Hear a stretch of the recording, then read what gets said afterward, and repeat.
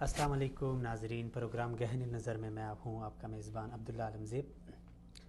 ناظرین، کہا جاتا ہے کہ معاشرہ کفر کے ساتھ تو چل سکتا ہے لیکن ظلم کے ساتھ کبھی بھی معاشرہ نہیں چل سکتا۔ آج کی صورتحال اگر ہم دیکھیں عالمی دنیا کی عموماً اور پھر مملکت خداداد پاکستان کی خصوصاً، تو ہمیں یہی نظر آتا ہے کہ ہر کوئی انصاف کے لیے ترس رہا ہے، اور یہ بھی ہم دیکھ رہے ہیں کہ جہاں کہیں بھی جب قانون کا بول بالا نہیں ہوتا، انصاف فوری انصاف مہیا نہیں ہوتا، تو تب معاشرے کا مجرم دلیر سے دلیر تک بنتا جا رہا ہے۔ اسی لیے ہم دیکھتے ہیں کہ ہمارے معاشرے میں جس کے اوپر جرم ثابت ہوتا ہے، جب کسی وجہ سے وہ اپنی سزا کاٹ کے باہر آتا ہے تو وہ اس سے بڑا مجرم بن کے معاشرے میں اپنے جرم کو جاری رکھتا ہے۔ اسی وجہ سے ہم دیکھتے ہیں کہ قتل و غارت، چوری، ڈکیتی، اغوا برائے تاوان کے بڑھتے ہوئے واقعات، ان سب نے ہمارے عدالتی نظام کے اوپر ایک سوالیہ نشان ثبت کیا ہے۔ آج ہم اسی حوالے سے بات کریں گے کہ ملک پاکستان عدالتی نظام جہاں اسے دیگر بہت سارے مسائل درپیش ہیں، ان سب کے ساتھ ساتھ ملک پاکستان میں عدالتی نظام بھی ایک المیہ بنا ہوا ہے۔ عدالتی نظام کیوں بنایا جاتا ہے؟ جس مقصد کے لیے بنایا جاتا ہے، کیا وہ مقصد ہمیں حاصل ہو رہا ہے یا نہیں؟ پاکستان میں کہا جاتا ہے کہ عدلیہ آزاد ہے لیکن خود مختار فیصلے ہمیں دیکھنے کو نہیں ملتے۔ یہ بھی کہا جاتا ہے کہ عدلیہ کے اوپر سیاسی پارٹیاں اور صاحب اقتدار لوگ اثر انداز ہو رہے ہیں۔ بہت سارے سوالات ہیں جو ہمارے عدلیہ کے اوپر معاشرے کی طرف سے اٹھتے ہیں۔ ان سب کے بارے میں آج ہم بات کریں گے۔ اس حوالے سے میرے ساتھ اسٹوڈیو میں تشریف فرما مہمان ہیں محترم جناب زاہد سعید صاحب، جو کہ تجزیہ نگار ہیں۔ میں زاہد صاحب آپ کو خوش آمدید کہتا ہوں۔ اسی طرح ناظرین، میرے ساتھ فون کال پہ مہمان ہوں گے محترمہ آمنہ مسعود جنجوعہ صاحبہ، جو کہ ڈیفنس آف ہیومن رائٹس کی چیئرپرسن ہیں۔ اسی طرح محترم جناب ظہور احمد صاحب، جو کہ ڈسٹرکٹ بار ایسوسی ایشن بلوچستان کے سابق صدر رہ چکے ہیں۔ اسی طرح فون کال پہ ہی ہمارے مہمان ہوں گے جناب صفی الدین اعوان صاحب، جو کہ سینئر وکیل ہیں، سندھ ہائی کورٹ میں اپنی خدمات سر انجام دے رہے ہیں۔ تو میں تمام مہمانان گرامی کو خوش آمدید کہتا ہوں۔ تو سب سے پہلے آتا ہوں زاہد صاحب آپ کی طرف، کہ اگر آپ ہمارے ناظرین کو سب سے پہلے یہ بتا دیں کہ یہ عدالتی نظام کسی بھی ملک میں، کسی بھی معاشرے میں کیوں بنایا جاتا ہے، اس کی وجہ کیا ہے، اس کی اہمیت کیا ہے؟ بسم اللہ الرحمن الرحیم۔ سب سے پہلے تو میں آپ کی ٹیم پوری اور خصوصاً آپ کا شکریہ ادا کرتا ہوں کہ آپ نے یہاں پر بولنے کا مجھے موقع فراہم کیا۔ تو جہاں تک اس سوال کا تعلق ہے کہ کسی بھی ملک میں یا کسی بھی معاشرے میں کوئی نظام یا کوئی قانون، کوئی عدالت کیوں قائم کی جاتی ہے، تو دیکھیں کہا جاتا ہے کہ انسان جو ہے سماجی حیوان ہے، مطلب سماجی حیوان معاشرے میں گل مل کے رہنے والا، ایک دوسرے کے ساتھ جڑ کے رہنے والے لوگ ہیں۔ یہ تصور ہی نہیں کیا جا سکتا کہ ایک انسان جو ہے کہیں دور دراز اکلوتے میں اکیلا ہو کر زندگی گزار سکے، کیونکہ اس کی جو ضروریات ہیں، بہت سی بنیادی ضروریات، اس کے لیے دوسرے انسان کا وہ محتاج ہوتا ہے۔ تو جب معاشرے میں ایک دوسرے کے ساتھ مل کر بیٹھیں گے تو لازمی بات ہے ہر ایک کی جو صلاحیتیں ہوتی ہیں یا طاقت، طبیعت، مزاج، یہ سارا کچھ ایک دوسرے سے ملتا ہی نہیں۔ تو اسی وجہ سے ایک دوسرے میں اختلافات ہونا اور لڑائی جھگڑا ہونا یہ لازمی امر ہے۔ تو عدالتیں یا جو قوانین جو ہیں وہ کسی ملکی سطح پر ہوں یا عالمی سطح پر ہوں یا کسی ایک خاص معاشرے میں ہوں، جس طرح ہمارے ہاں جرگے ہوتے ہیں اور جس طرح وہ پنچایتیں ہوتی ہیں یا قوانین ہوتے ہیں، جتنے بھی، ان سب کا یہی مطلب ہوتا ہے کہ جو ایک دوسرے کے ساتھ جو تعلقات میں اور اختیارات میں ناجائز کسی جو خاص محسوس حد ہے اس سے کوئی کراس نہ کر جائے۔ اگر کوئی اپنے حد سے کراس کر جائے تو پھر جو مظلوم ہوتا ہے، جو کمزور ہوتا ہے، اس کو حق پہنچا دیا جائے، اور جو ظالم ہے اس کو روک دیا جائے اپنی خاص حد تک۔ تو اس لیے عدالتیں اور قوانین، ان سب کا ہی مقصد ہوتا ہے کہ مظلوم تک جو اپنے حق کو حاصل نہیں کر سکتا اس تک حق پہنچایا جائے، اور جو زیادہ طاقت والے ہیں وہ اپنی جو حد سے عبور کرنا چاہتے ہیں تو ان کو اپنے حد تک محدود رکھا جائے. بہترین. اچھا آپ نے کہا کہ معاشرے میں یہ قانون اور عدالت کا سسٹم اس لیے بنایا جاتا ہے, آپ نے بڑی اچھی وضاحت کی, لیکن یہاں پہ سوال یہ ہے کہ مظلوم کو اس کا حق دیا جاتا ہے, اس یعنی مین مقصد اس کا یہی ہے. اب آتے ہیں ہم اپنے معاشرے کی طرف, اسی اصطلاح کو لے کے ہم اپنے ملک میں دیکھتے ہیں, اپنے عدالتی نظام کو دیکھتے ہیں. کیا یہی مقصد جو آپ نے ذکر کیا یہ ہماری عدالتی نظام سے ہمیں حاصل ہو رہا ہے یا نہیں؟ جی تو ذرا پہلے جو سوال تھا اس کا بھی میں ذرا زیادہ وضاحت کر لوں. اسی میں شریعتیں بھی ہیں. جی جی. جس طرح اللہ تعالیٰ نے فرمایا, رسول کی بعثت کا جو مقصد فرمایا, وَأَنزَلْنَا الْكِتَابَ وَالْمِيزَانَ لِيَحْكُمَ النَّاسَ بِالْقِسْطِ, انصاف کے ساتھ, تاکہ میں جو ہے آپ کو کتاب کے ساتھ اور میزان کے ساتھ, عدل کے ترازو کے ساتھ آپ کو بھیجا تاکہ آپ لوگوں میں انصاف قائم کریں. جی. تو اب یہ جو آپ نے ابھی سوال کیا کہ کیا پاکستان میں بھی عدالتیں ہیں, ہر سطح پر ہیں عدالتیں ہیں, چھوٹی عدالتیں اور بڑے جو پیمانے پر سپریم کورٹ ہے, اور پولیس کا جو ہے محکمہ ہے وہ بھی اسی کو لاگو کرنے کے لیے اور نظام کو درست کرنے کے لیے ہے. ان سب کے باوجود یا اس کے ہوتے ہوئے کیا ہم ان مقاصد کو حاصل کر رہے ہیں یا نہیں؟ تو اب دیکھا جائے تو عمومی نظر سے تو افسوسناک افسوسناک طور پر ہمیں کہنا پڑتا ہے کہ وہ جو مقاصد ہیں وہ کما حق کو حاصل نہیں ہو رہے ہیں. بالکل. تو اس میں دیکھیں پولیس کا محکمہ ہے, ہر محکمے ہمارے پاکستان میں جو ہیں ہر ایک پر بہت سے الزامات ہیں, یعنی بلکہ ہم سامنے خود مشاہدہ کرتے ہیں پولیس میں اور عدالتوں میں, یہاں تک کہ جو میڈیا کا بھی جو کام ہے آج کل, سب سے بڑا جو کردار ہے میڈیا کا اس دور میں, ان کا بھی یہی بڑا فیکٹر وہ کردار ہونا چاہیے کہ جہاں پر ظلم ہو رہا ہو اس پر آواز اٹھائیں, اور کہیں پر حق تلفی ہو رہی ہے تو اس کی نشاندہی کریں. یہاں تک کہ اس میڈیا تک میں کرپشن اور ان سب کا دخل ہے, اور اس وجہ سے کرپشن کی وجہ سے اور مختلف پسند ناپسند کی وجہ سے, ذاتی انتقامات کی وجہ سے وہ مقاصد حاصل نہیں ہو رہے پاکستان میں. اچھا, وہ مقاصد حاصل نہیں ہو رہے, تو اب آپ کیا سمجھتے ہیں کہ ان مقاصد حاصل کرنے کے لیے کیا اقدامات کیے جائیں جس سے ہمارے جو عدالتی نظام ہے اس کو مؤثر بنایا جا سکے, یا اس میں جو عوام کی ایک امید ہوتی ہے ان سے ان امیدوں کو پورا کیا جا سکے؟ دیکھیں یہ جو ہمارا عدالتی نظام ہے, یہ اگر ہم پیچھے کی طرف جائیں تو حقیقت یہ ہے کہ کہنے کو تو ہمارے جو نظام میں یہی لکھا ہے کہ قرآن و حدیث کے خلاف کوئی بھی قانون نہیں بنایا جائے گا پاکستان میں, لیکن اب اس کے برعکس دیکھ لیں تو عملاً ایسا ہو رہا ہے کہ یہ جو اصل جو قانون ہے, انگریز جو پہلے وہ تو خود تو چلے گئے جسمانی طور پر یا مادی طور پر, وہ لوگ ان کا وجود باقی نہیں رہا, لیکن اس سے زیادہ ہمیں جو ایسے مناصور میں پھنسا گئے ہیں, ہر نظام کی طرح عدالتی نظام بھی کچھ ایسے دے گئے کہ اس میں بہت زیادہ لمبے پروسیس ہیں, غریبوں کے لیے براہ راست حصول نہیں ہے اعلیٰ انتظامیہ تک, اور اگر حصول ہے بھی تو اس کو ایسے ٹالا جاتا ہے, لمبے عرصے تک کے لیے لٹکائے جاتے ہیں. یہ سارے وجوہات ہیں, اور میں جہاں تک سمجھتا ہوں کہ کسی بھی نظام کو اگر درست کرنا چاہیے وہ تو اسی طرح ان کو رکھ کر, انہی چیزوں کو رکھ کر, بنیادی جو غلطیاں ہیں ان سب کو رکھ کر پھر اگر آپ اس کو اسی طرح رکھتے ہوئے سیدھا کرنا چاہیں گے تو یہ ذرا ناممکن سی بات ہے. جس طرح وہ مولانا رومی کا ایک شعر ہے کہ اس کا مفہوم کہ اگر کوئی جو ٹوٹی پھوٹی عمارت ہے یا خراب عمارت ہے, آپ اس کو اگر درست کرنا چاہیں تو ایسا نہیں کہ آپ جو نیچے اس کی خراب بنیاد ہے اسی پر مزید بنیادیں اٹھائیں, بلکہ اس کو بنیاد سے یعنی اس کو آپ درست کریں گے. جی بہت. اولش بنیاد را ویران کنت, اس بنیاد کو ہی ختم کر دیں, پھر اس کے بعد نئے سرے سے بنائیں. ورنہ جو اس طرح ایک اور جو فارسی کا ہی شعر ہے کہ چوں خشت اول چون حت معمار کج تا سریا میں روت دیوار کج, کہ اگر معمار جو ہے پہلی ہی اینٹ کو اگر ٹیڑھی رکھ دیں گے تو سریا تک اگر پہنچ بھی جائیں دیوار وہ ٹیڑھی ہی جائے گی. تو جو پرانی جو خرابیاں ہیں ان کو سرے سے ہی ختم کر دیں, اور جو خرابیاں ہیں ان کو دیکھ لیں. مخلص اور جو قابل اور ماہر لوگوں کو, اور جو مخلص ہوں اور واقعتاً ایماندار ہوں, ان کو مل بیٹھ کر دیکھنا چاہیے. اور اس سے سب سے بڑا, ان سب سے بڑھ کر جو ہمارے جو سب سے بڑا حکمران طبقہ ہے, ان کو ملک کے ساتھ وفادار اور مخلص ہونا چاہیے. وہ واقعتاً کوشش کریں کہ ان چیزوں کو ختم کرنا ہماری ذمہ داری ہے اور کرنا چاہیے.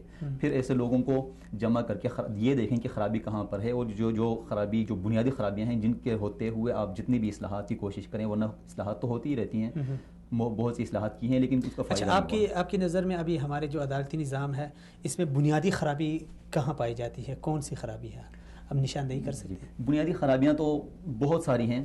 ایک سب سے بڑھ کر دیکھنا, میں سمجھتا ہوں کہ ہمارے ہاں جو غلامی کے دور کے بعد سے اگرچہ میں نے جو ابھی ذکر کیا کہ انگریز خود تو چلے گئے لیکن ہمیں ایک فکری طور پہ کر رہے ہیں جی جی کہ ہم ہر چیز میں انہی کو قابل تقلید سمجھتے ہیں، جو بھی وہ کریں وہی قابل تقلید. یہ بھی اچھی بات ہے، اگر اچھی بات ہوتی اگر ہم یہ کرتے ان کی اچھائیوں کے بھی ہم اپنا لیتے اور برائیوں پر بھی ہم ان کی تقلید کرتے ہی ہیں. بری جو عادتیں ہیں یا بری چیزیں ہیں ان میں ہم بڑھ چڑھ کے فخر کے ساتھ کرتے ہیں، اور ترقی کا معیار یہی سمجھتے ہیں کہ ان کی جو وہ چیزوں کو اپنانا. لیکن اگر ہم اچھی چیزوں کو بھی اپناتے تو کیا ہی بات ہوتی. جس طرح اللہ کے رسول نے فرمایا کہ جو حکمت جو ہے مومن کی میراث ہے، جہاں بھی چاہے اس سے حاصل کر لو. تو یہی دیکھ لیں، اب وہ لوگ گئے اور ترقی کر گئے اپنے طور پر. دیکھیں ان مغربی ممالک میں جن کی ہم مثال دیتے نہیں تھکتے ہیں اور جن کی تقلید کرنا ہم واجب سمجھتے ہیں، ان میں عدالتی نظام دیکھ لیں. انہوں نے اپنے لوگوں کو بھی قانون کا پابند بنایا اور عدلیاتی نظام کو ایسا بنایا کہ عدالتوں کی وجہ سے جو انصاف فراہم ہوتا ہے اور اسی وجہ سے ترقیاں بھی ہو رہی ہیں. اور جو ہے وہاں پر جو صدر وزیر اعظم سے لے کر ادنا سے ادنا بندے تک کے لیے ایک ہی میزان ہے، قانون یعنی سب کے لیے برابر ہے.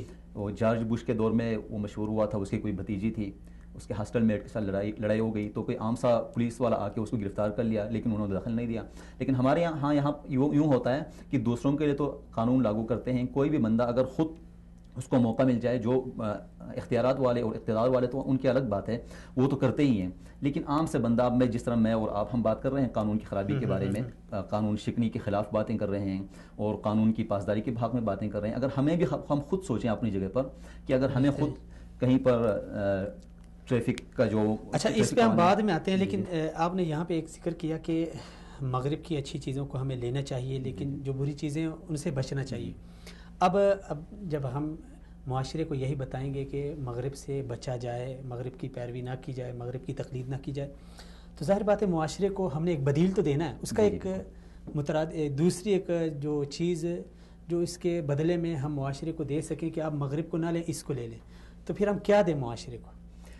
دیکھیں معاشرے کو دینے والی چیز نہیں ہے، وہ چیز پہلے سے ہمارے ہاں موجود ہی ہے. اب دیکھیں قوانین دیکھیں، عدالتیں دیکھیں، آپ ان کی شقوں کو پڑھیں گے تو بہترین چیزیں ان میں کوئی ایسی چیز نہیں ہے جس قانون جو ہے نا بذات خود لوگوں کو فرق نہیں کرتے، بڑے کو چھوٹے کو، اختیار والے کو کمزور کو، اس طرح فرق نہیں کرتے، ہر ایک کو ایک ہی پیمانے پر پرکھتے ہیں. اور اسی طرح شریعت ہمارے پاس جو ہے، اور شریعت سب سے جو بہترین چیز ہے، شریعت کے پیمانے میں جو ہر کوئی برابر ہے، اعلیٰ کو ادنا پر، کسی رنگ و نسل کی بنیاد پر کوئی فرق نہیں ہے، کسی دولت اور کیا کہتے ہیں غربت کا کوئی فرق نہیں ہے. یہ چیزیں ہمارے پاس ہیں ہی. لیکن میں جس کا وہ ذکر کر رہا تھا، مسئلہ یہ ہے کہ ہم بری چیزوں میں جلد پڑ جاتے ہیں، اور یہی چیزیں مغرب کے ہاں ہیں. مطلب مساوات جو ہے، قانون کی پاسداری جو ہے، یہ تو ہمارے ہاں بھی ہم اسی پر زور دیتے ہیں، اور ہماری شریعت بھی اسی پر. شریعت کا جو بڑا مقصد بھی یہی ہے کہ لوگوں میں انصاف فراہم کیا جائے. چیزیں ہمارے پاس ہیں ہی، لیکن مسئلہ یہ ہے کہ ہم اپنے پاس جو اچھی چیزیں ہیں ان کو بالکل بھول جاتے ہیں، اور حالانکہ انہی چیزوں کو مغرب نے اپنایا ہوا ہے. جو ترقی یعنی مغرب نے جو ترقی کی ہے وہ ہم سے، یعنی چیزیں لے کے ہم سے سیکھ کے وہ آگے بڑھیں. تو سراسر تو ہم اس طرح نہیں کہہ سکتے ہم سے ہی لیے ہیں، لیکن یہ چیزیں نا اصل میں ایک کامن چیزیں ہوتی ہیں. آپ خود دیکھ لیں کہ انصاف، عدل و انصاف جو ہے، قوانین جو ہیں، یہ ساری چیزیں تو عام انسانیت، پوری انسانیت کے ایک مشترکہ میراث ہے. ہر کوئی چاہتا ہے، کوئی بھی انسانی معاشرہ ہو، فرد ہو، اپنے طور پر یہ ساری چیزوں بنیادی قوانین ہیں ان سب کے. تو مطلب قتل جرم ہے، وہ تو بدیہی بات ہے، کوئی صرف شریعت ہی نہیں، غیر ان میں بھی دوسرے جو قوانین میں بھی جرم ہی ہے. اسی طرح اخلاقی طور پر برے اخلاق جتنے بھی ہیں وہ عام معاشروں میں ایک انسانی سینس کی بات ہے، کامن سینس کی بات ہے. تو یہ چیزیں بھی ہیں، لیکن مطلب یہ ہے کہ کہنے کا مقصد کہ ہم نے ان کو چھوڑ دیا، جو اچھی چیزیں کرنی چاہیے تھیں ان کو چھوڑ دیا، انہوں نے اس کو اپنا لیا، اور ہم ان کی جو بری چیزیں ہیں یا اخلاقی طور پر بگاڑ ہیں ان کو تو بڑے فخر سے اپنا لیتے ہیں، کیونکہ وہ کسی ترقی یافتہ قوم کی جو عادتیں ہیں اس لیے ہم اپنا لیتے ہیں اور سمجھتے ہیں یہی ترقی کی معراج ہے. لیکن جن چیزوں، یہ نہیں دیکھتے کہ جن چیزوں کی وجہ سے وہ لوگ ترقی کے معراج پر پہنچ گئے وہ کیا چیزیں، ان کو اپنانا اس کے ہم وہ کرتے نہیں ہیں، اہتمام نہیں کرتے. حالانکہ وہی چیزیں ہیں جو ہمارے پاس بھی ہیں اور ہمارے قوانین میں بھی ہیں، ہماری شریعت میں بھی ہیں، ہم صرف اس کو لاگو نہیں کرتے. اچھا ایک دوسری چیز ہے، مثلا ایک سلیبس بنایا جاتا ہے کسی اسکول کا یا تعلیم کا یا کوئی اور چیز ہو، مثلا کسی بھی فیلڈ میں آپ جائیں تو ایک آئیڈیل آپ کا ہوتا ہے.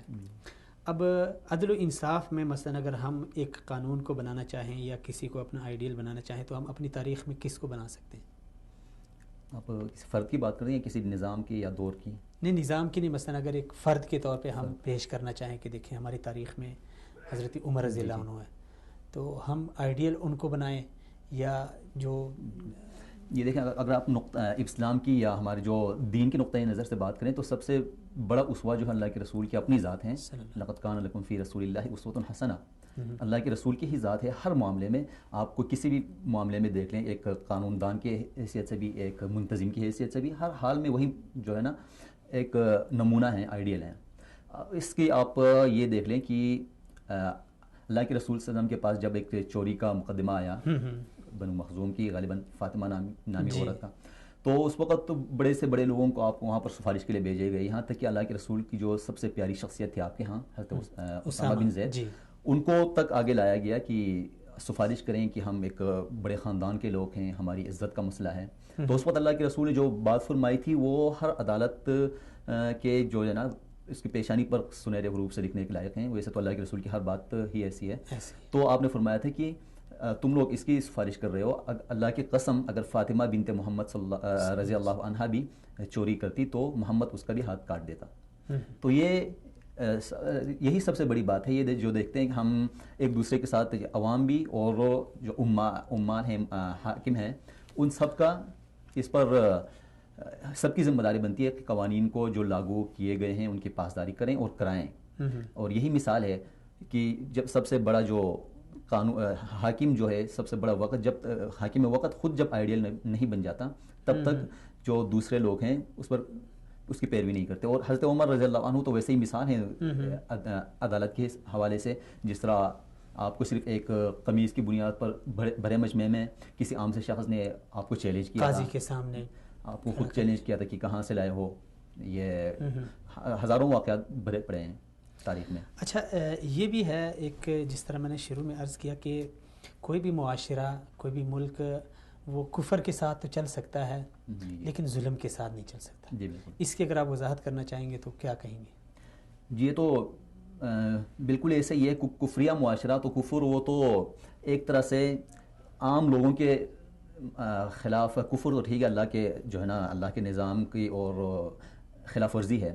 لیکن معاشرے میں عام لوگوں کو جب تک وہ اگر حقوق فراہم کر رہے ہیں، مثال کے طور پر کافر حکومتیں ہیں ہمارے ہاں اور دنیا میں بہت سے بندوں کے حقوق ادا کیے جاتے ہیں، حقوق ادا کر رہے ہیں، تو اگر مسلم وہاں پر رہنے والے ہیں ان کو مسلمانوں کو اپنے حقوق ادا کر رہے ہیں، ان کی عبادتوں میں اور ان کی جو دینی احکامات کی ادائیگی میں رکاوٹ نہیں بن رہی، تو وہاں پر فسادات نہیں پھیلتی اور وہ اس قوانین کے تحت رہ کر اس معاشرے کی ترقی کے لیے معاون بن جاتے ہیں. اس کے برعکس اگر کوئی ایسا ہو کہ ظلم ہو، ان کو مکمل حقوق نہیں مل رہے ہوں، تو لازمی بات ہے جب وہ عام بندہ دیکھتا ہے کہ یہ میرے ساتھ صریح ظلم ہو رہا ہے اور ہر کوئی سمجھتا ہے اور جان لیتا ہے واضح چیز ہے ظلم ہوا ہے، لیکن جانتے ہوئے بھی اس کو انصاف فراہم نہیں کیا جا رہا، تو اس کے ذہن واقعتاً کوئی انتقامی جذبہ تو اس میں آئے گا ہی. تو انتقامی جذبے کے تحت جو ہے نا کچھ جب نہیں بن پاتا تو اس کی ذہن مجرمانہ ہو جاتی ہے. جس میں مثال کے طور پر اگر کسی نے اس کا خاندان اجاڑا ہو، اس کے مال و دولت پر کوئی نقصان پہنچایا ہو، تو لازمی بات ہے وہ انتقامی جذبے کے تحت وہ اس کو نقصان پہنچانا چاہے گا. پہلے صحیح طریقے سے قانونی حوالے سے اس کی جو مدد لے کر، جب نہیں بن پایا تو کسی نے کسی طریقے سے قتل و غارت گری. اب آپ دیکھ لیں تو انصاف ہی سب سے بنیادی فیکٹر ہے کسی معاشرے کی کے بگاڑ اور سنوار کے لیے. تو جب انصاف اگر ہر ایک کو مہیا ہو رہے ہوں، ہر ایک کو اپنا حق مل رہا ہو اور جس طرح مطلب کہیں پر میرٹ کے مطابق کام ہو رہا ہو، تو اس وقت کون ہوگا جو اس سے جان بوجھ کر حقوق کے ہوتے ہوئے ادھر سے نظام سے ہٹ کر کسی ظلم پر آمادہ ہو رہا ہو؟ ایسا نہیں ہوتا. تو یہ صحیح بات ہے کہ کفر کے ساتھ معاشرہ چل سکتا ہے، کوئی نظام چل سکتا ہے. اور اسی کو علامہ اقبال نے بھی فرمایا تھا کہ مسلم آئین ہوا کافر تو ملے حور و قصور. جواب شکوہ میں مسلم آئین یعنی مسلمانوں کے آئین کو جب کافر نے بھی اگر اپنایا تو ان کو بھی حور و قصور مل سکتا ہے. مطلب دنیا میں جو دنیا میں اگر وہ حور و قصور، اقبال نے پہلے شکوہ کیا تھا کہ مسلمانوں کے پاس تو کچھ نہیں ہے، صرف وعدہ حور ہے اور کافروں کے لیے حور و قصور ہے، دنیا میں بھی مہیا ہیں. تو اس کے جواب میں جواب شکوہ میں اس کا جواب خود دیا کہ مسلم آئین ہوا کافر تو ملے حور و قصور. جب مسلمانوں کا آئین انہوں نے اپنایا، عدل و انصاف کا جو قانون ہے، ترقی کے لیے جتنے بھی وہ قوانین ہیں ان سب کو اپنایا، تو پھر لازمی بات ہے انہی سے ہی ترقی ہوتی ہے. حور و قصور تبھی مل سکتے ہیں. اچھا، ترقی کی بات کی ہے تو معاشرے کی ترقی میں انصاف، عدل و انصاف کا کتنا ہاتھ ہے؟ میں تو سمجھتا ہوں کہ سراسر جو ہے نا عدل و انصاف ہی کا ہاتھ ہے، کیونکہ یعنی یہی وجہ ہے کہ جب کسی معاشرے میں انصاف ہو تو وہ ترقی کرے. ترقی کے لیے سب سے بڑی بنیادی چیز ہے امن کا ہونا، امن و امان کا ہونا. اسی کو اللہ تعالیٰ نے قرآن مجید میں مختلف جگہوں پر فرمایا بھی، جس طرح حضرت ابراہیم علیہ السلام کی دعا ہے کعبۃ اللہ کے لیے یا سرزمین حجاز کے لیے کہ رب اجعل ھذا البلد آمنا وارزق اہلہ. تو اللہ سے دعا اس طرح کی ہے اللہ اس سرزمین کو امن والی بنا دے، وارزق اہلہ، اس کے بعد اس کے جو باسیوں کو رزق دے دے. تو امن کا ذکر پہلے کیا. یہ اب جو روٹی کپڑا اور مکان کا جو زیادہ شوشہ کرتے ہیں، یہ ساری چیزیں امن جب ہوں تو پھر اس کے بعد سب سے بنیادی چیز امن ہے. انسان جو معاشرے میں رہنے والے ہیں اس کو سب سے پہلے اپنی جان کی سلامتی کا وہ جو اس کی ضمانت ہو. تو جب ہوگی تو اس کے بعد دوسرا مرحلہ آتا ہے نا، روٹی ہو یا کپڑا ہو اور مکان ہو. تو اسی لیے اللہ ابراہیم علیہ السلام نے جب دعا کی تو کہا پہلے امن دے دے، پھر اس کے بعد ورزق اہلہ، اس کے رزق دے دے. تو رزق کا مطلب یہ کہ ترقی اور خوشحالی ہے سارا کچھ. اور امن اس وقت تک نہیں آ سکتا جب تک انصاف نہ ہو، ہر ایک کو اپنا حق مل رہا ہو. جو ظلم کیا اس کو ظلم سے روک تھام کے لیے مؤثر اقدامات ہوں تو اسی وقت ہی امن قائم ہوگا.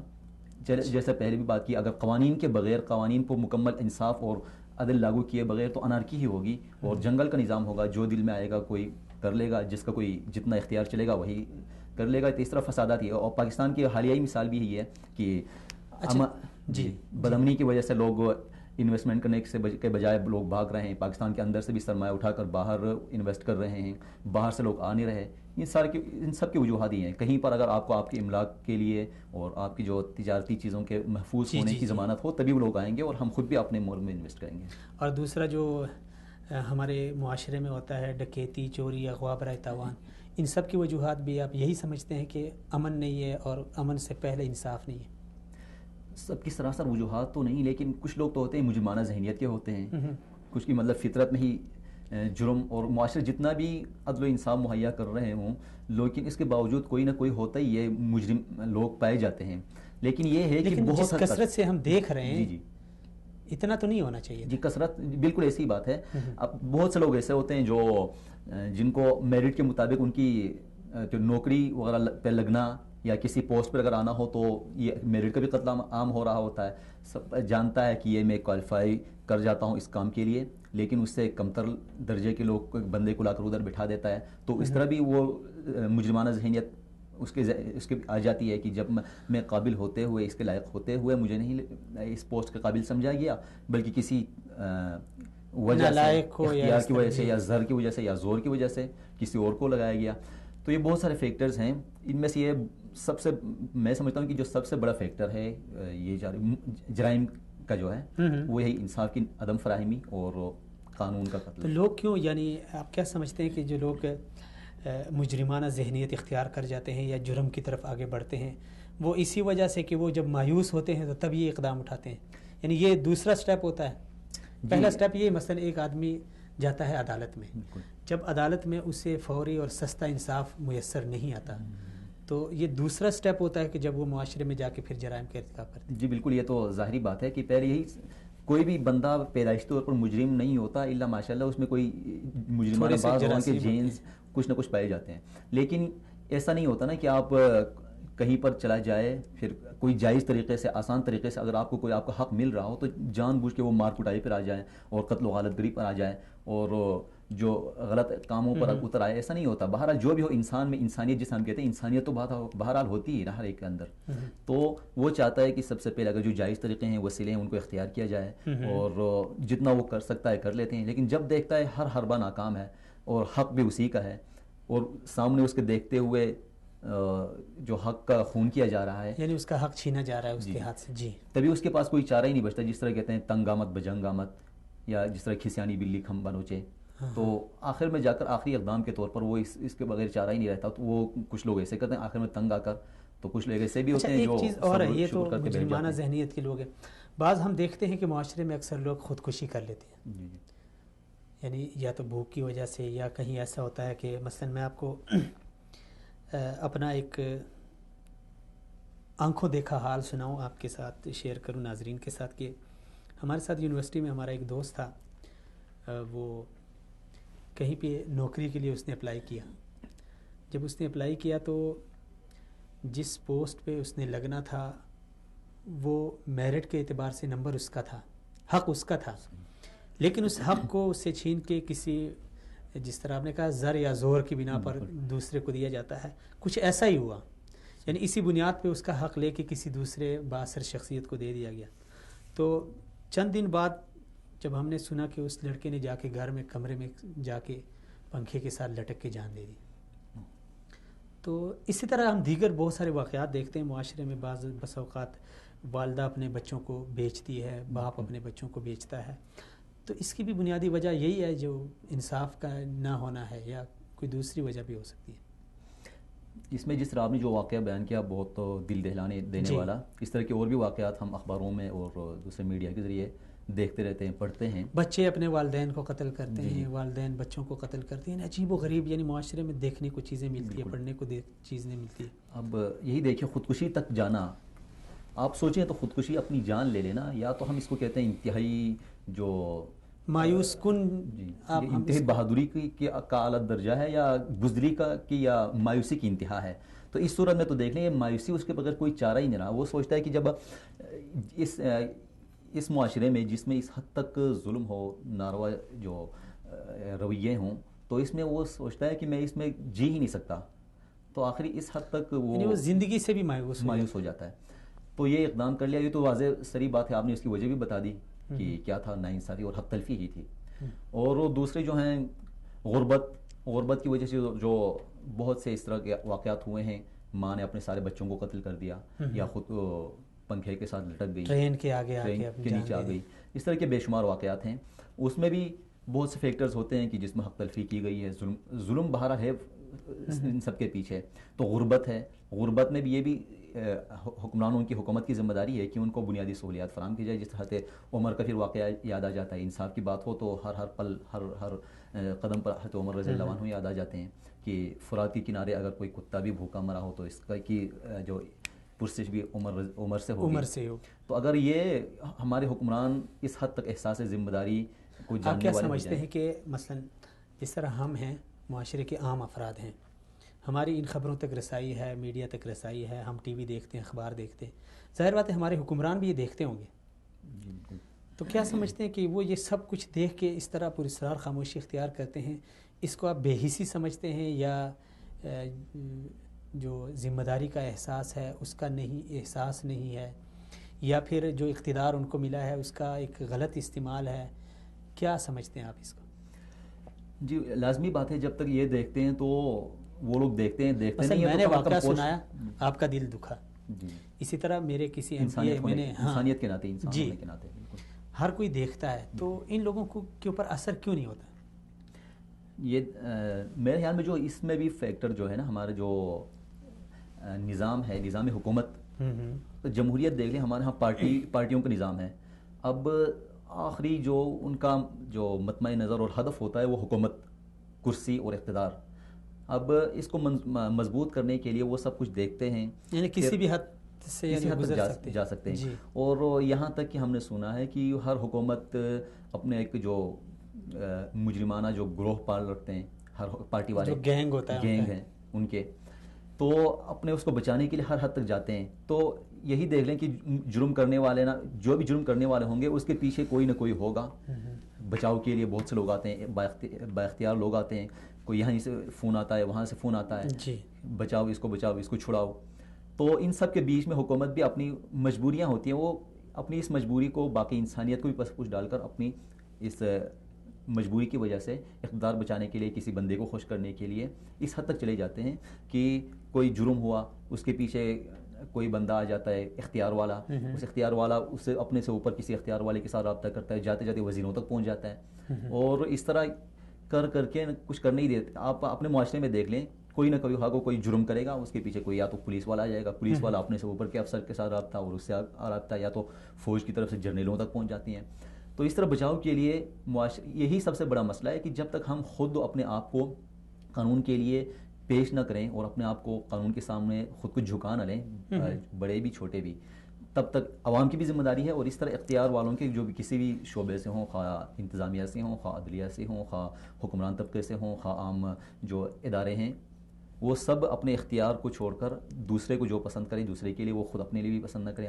یعنی انسانیت کا تقاضا ہے, اور دوسرا ایک خاص کر ہمارا جو معاشرہ ہے اسلامی معاشرہ ہے، اور اسلام تو ہم سے یہی تقاضا کرتا ہے کہ جو چیز اپنے لیے پسند کرو جی دوسرے تو کے لیے دوسرے. پسند کرو. اچھا، یہاں پہ آپ نے معاشرے کا ذکر کیا تو میرے ذہن میں ایک سوال ہے کہ وہ مثلا ہم ہیں بحیثیت ایک قوم، ہماری عدالتوں سے توقع بھی ہوتی ہے انصاف کی، اور عدالتوں سے ہی ہماری امید ہوتی ہے، لیکن جب ہمیں انصاف میسر نہیں آتا یا فوری انصاف یا سستا انصاف جب ہمیں نہیں ملتا تو ہم شکوے کرتے ہیں کہ ہمارا عدالتی نظام یہ ہے وہ ہے. اچھا، یہ اس سوال سے پہلے اگر ہم ایک کالر ہمارے ساتھ ایک مہمان ہیں ان کو لیتے ہیں تو اس کے بعد ہم بات آگے بڑھاتے ہیں. السلام علیکم ورحمۃ اللہ. وعلیکم السلام سر، پروگرام میں آپ کو خوش آمدید کہتے ہیں. سر یہ بتائیں کہ یہ پاکستان کا عدالتی نظام مؤثر کیوں نہیں ہے سر؟ جی دوبارہ رپیٹ کریں. یہ پاکستان کا عدالتی نظام ویسے برائے نام ہے، لیکن اس کا جو اثر ہونا چاہیے معاشرے کے اوپر وہ اثر نہیں ہے. اس کی بنیادی وجہ آپ کیا سمجھتے ہیں سر؟ سب سے پہلے تو میں یہ بتا دوں کہ پاکستان کا جو عدالتی نظام ہے وہ ہرگز ڈھیلا ڈھالا نہیں ہے. جی بہت ہی مضبوط یہ عدالتی نظام ہے، جی اور دنیا کے جو ممالک میں پایا جاتا ہے بہترین عدالتی نظام ان میں سے ایک ہے. جی لیکن یہاں پہ مسئلہ یہ ہے کہ اس سسٹم کے اندر جو لوگ موجود ہیں جی جی وہ زیادہ تربیت یافتہ نہیں ہیں، ہوں وہ فیصلہ کرنے کی صلاحیت نہیں رکھتے، ہوں اور جس کی وجہ سے یہ مسائل جو ہیں وہ جنم لے رہے ہیں، وہ معاشرے میں اس کے اثرات جو ہیں وہ نیچے نہیں آ رہے. اچھا، یعنی آپ یہ سمجھتے ہیں کہ جو قابل لوگ ہیں ان کو موقع نہیں دیا جاتا عدالتی نظام میں، یا اس طرح کے حوالے سے ان کو موقع نہیں دیا جاتا، تو اس کی بنیادی وجہ یہی ہے کہ ہمارا عدالتی نظام جو ہے نا وہ غیر مؤثر ہمیں دکھائی دے رہا ہے.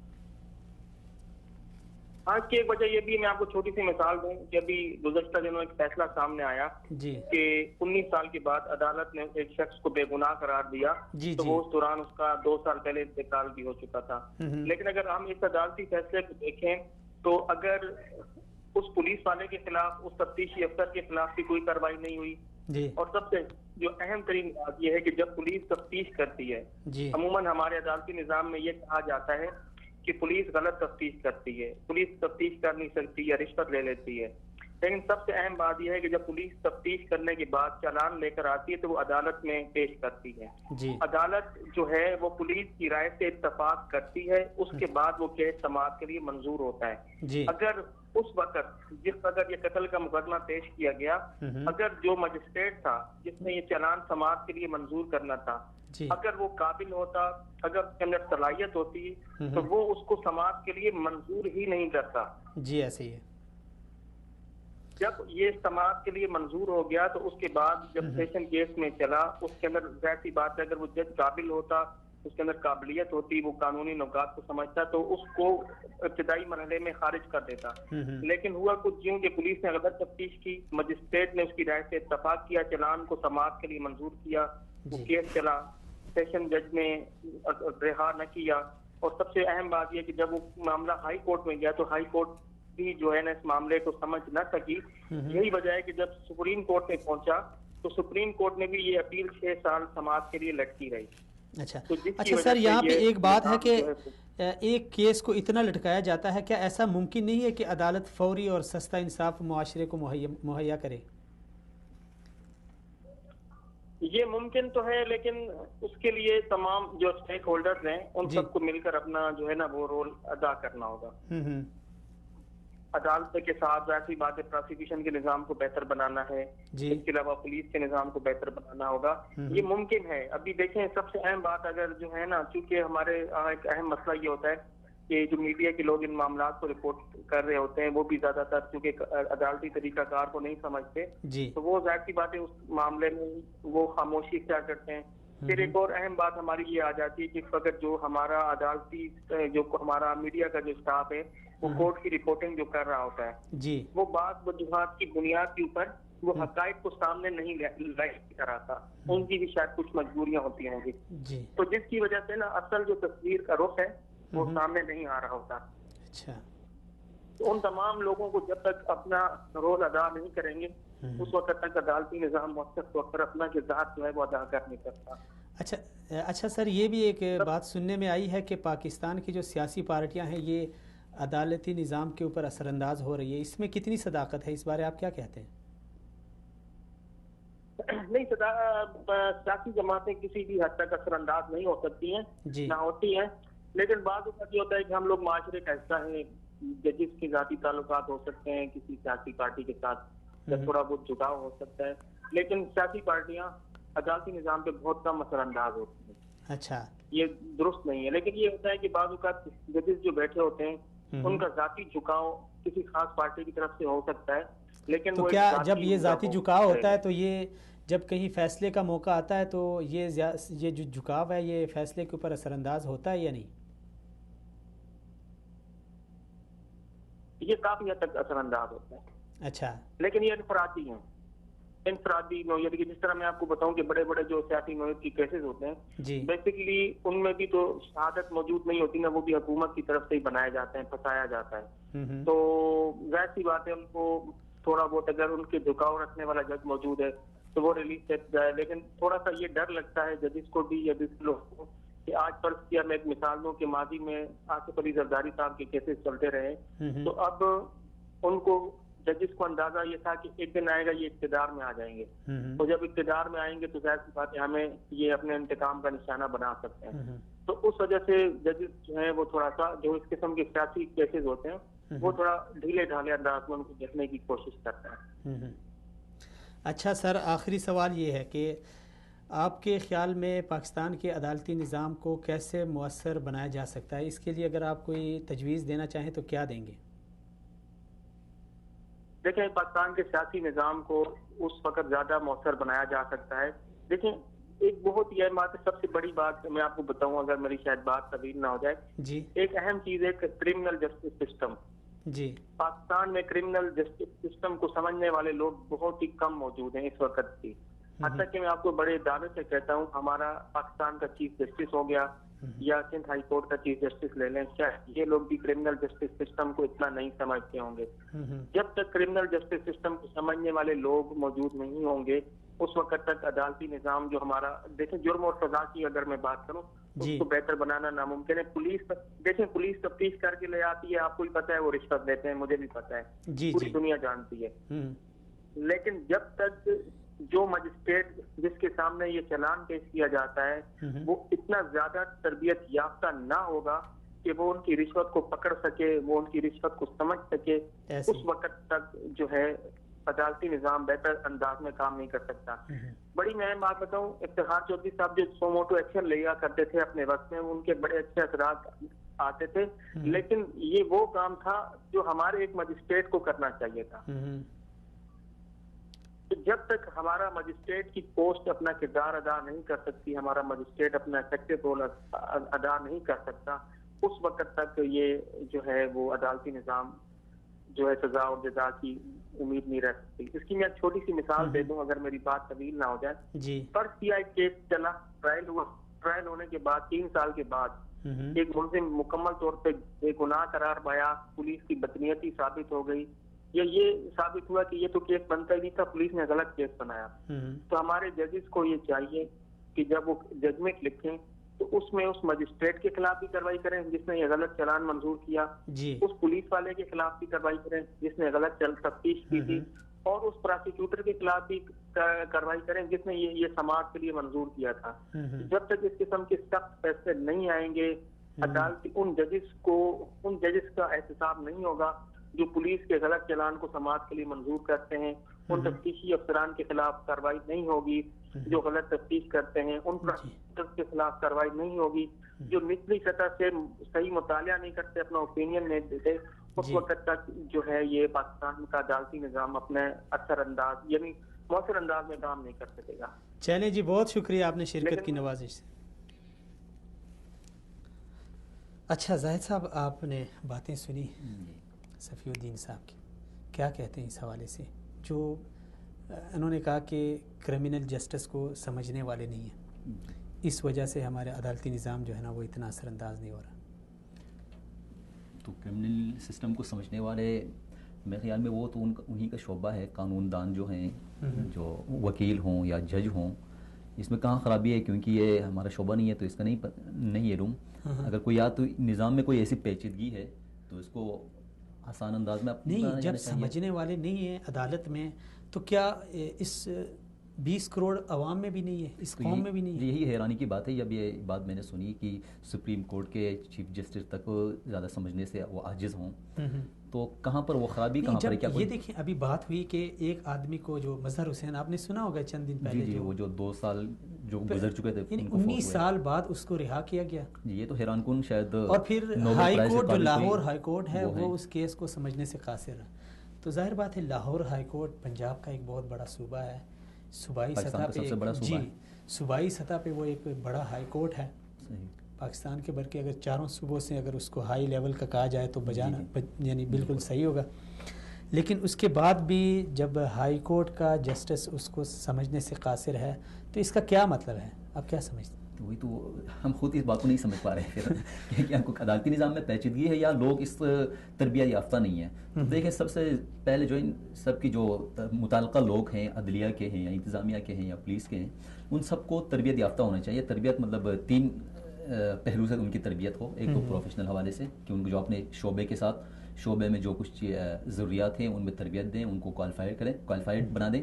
اور دوسری بات ان کی ذہنی تربیت ہو، ذہنی طور پر وہ اتنے مضبوط ہوں اور ان چیزوں کو سمجھ سکے اور ڈیل کر سکیں. اور تیسری جو میں سب سے ہم سمجھتا ہوں کہ اخلاقی طور پر ان کی ایسی تربیت ہو کہ وہ اس کو اپنی جو ذمہ داری اور ایک فرض ذمہ داری اور خدمت کے طور پر لے لیں، نہ کہ اختیار کو اپنے حق میں استعمال کرنے والا، اختیار کرنے والا. اب یہی مسئلہ ہے، دیکھیں کہ ہمارے پولیس ہو یا وکیل ہوں یا جج ہوں، وکیل خاص کر اور پولیس، ہم جو ہے نا ان کا مقصد کیا ہے؟ پھر اسی قانون کو لاگو رکھنے کے لیے، اس نظام کو درست کرنے کے لیے ان کی جو قائم کرنے کا مقصد یہی ہے، پولیس کا بھی، عدلیہ کا بھی، ان سب کا، یعنی سب مل کے قانون کا جو ہے نا وہ بول وکیلوں کو شعبہ سارا. لیکن ہم کیا کرتے ہیں، جس طرح وہ شکاری مچھلی پکڑنے والا کانٹا پھینک کے انتظار میں ہوتا ہے کہ کوئی پھنسے تو ہم اس کو اچک لیں، اسی طرح ہماری پولیس بھی اور ہماری عدلیہ بھی اس تاک میں بیٹھے ہوتے ہیں کہ کانٹا پھینک کر، جال پھینک کر بیٹھے ہوتے ہیں کوئی اس میں پھنس جائے تاکہ ہمارا مقصد حاصل ہو جائے.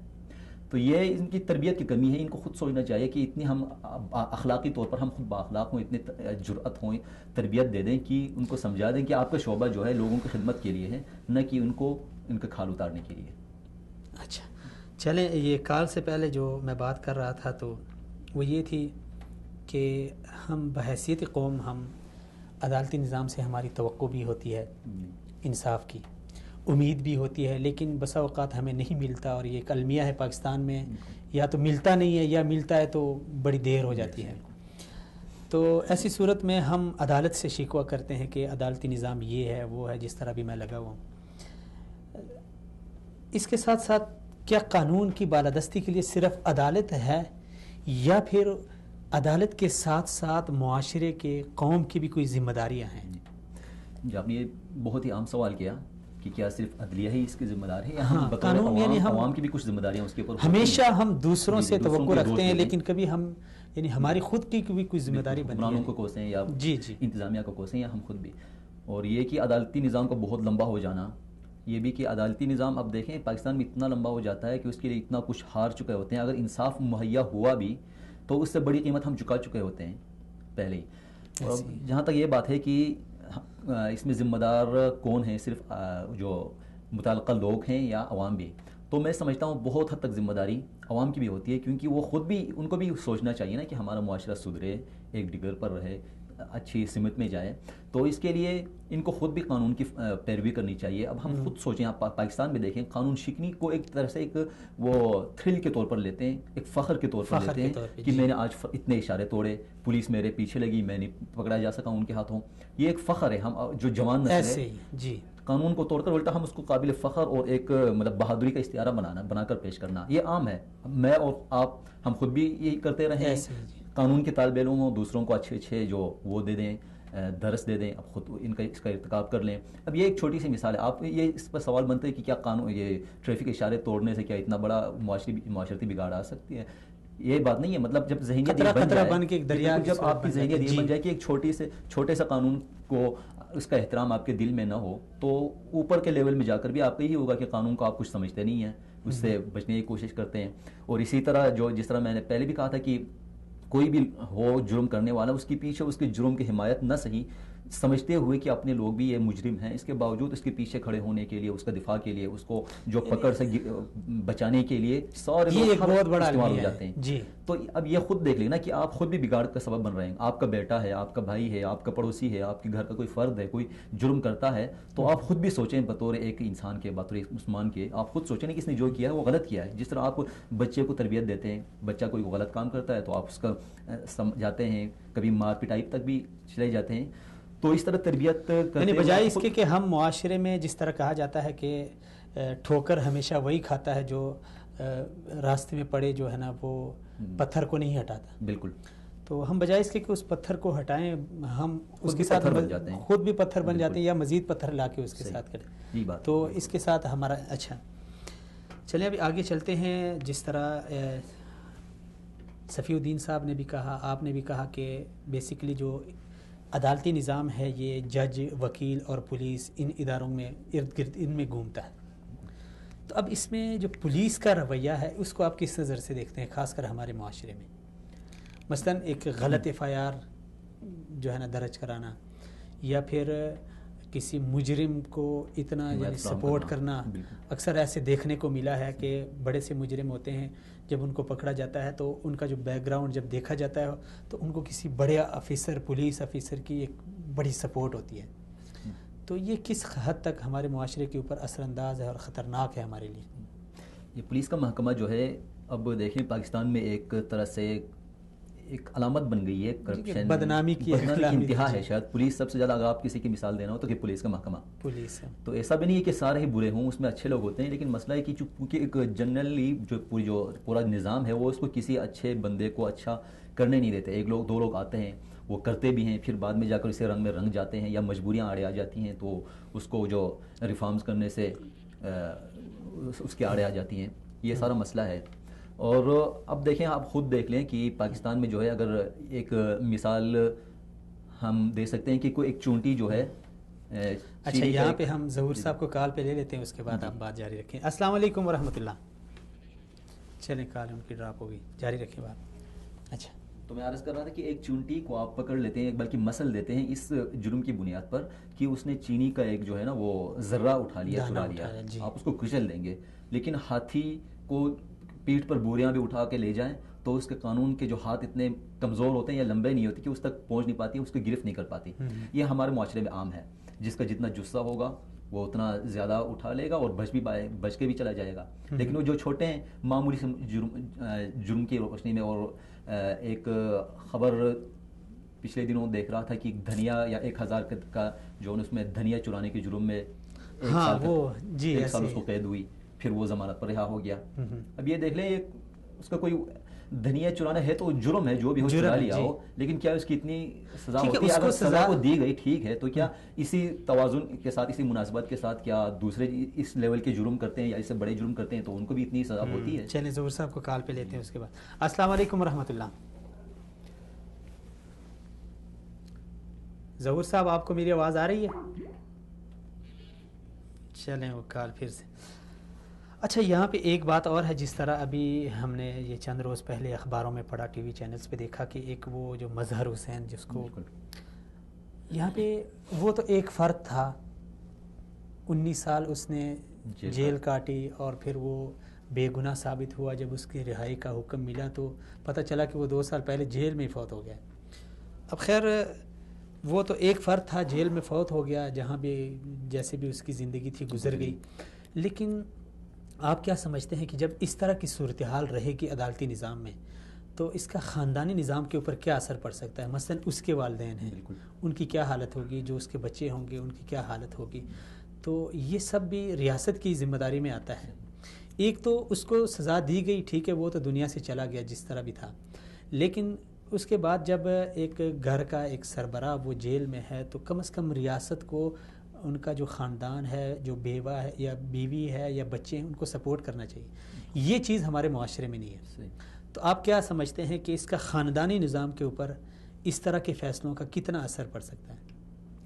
اس معاملے میں آپ خود اپنے آپ کو ہم جیسے ہر ایک ان کے جو فیملی ہے ان کی فیملی ان کی جگہ پر رکھ کے ہم سوچ لیں بہترین کہ اس سے بہتر نہیں تھا کہ یہ فیصلہ ہوتا ہی نہیں، اس کو مجرم ہی قرار دیا جاتا.